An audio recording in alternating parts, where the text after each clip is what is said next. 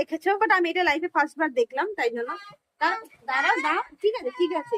একটা টুলকে, এই যে টুলটাকে দেখো, জামা পরিয়েছে এবং প্যান্ট পরিয়েছে, দেখো।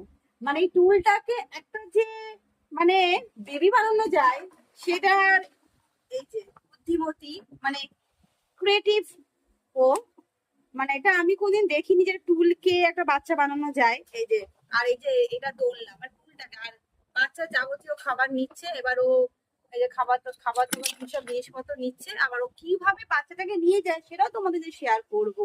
এই দেখো দেখো কিভাবে নিচ্ছ দেখি, এইভাবে বাচ্চাকে নিয়েও এইভাবে যাবে, ঘুরবে, মানে মা না, সেফটি সবসময় বাচ্চা ছাড়া থাকা যায় না।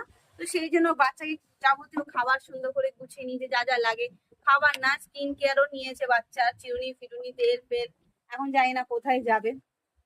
এই দেখে নাও, দেখে নাও কিভাবে নিচ্ছে, এইভাবে নিচ্ছে।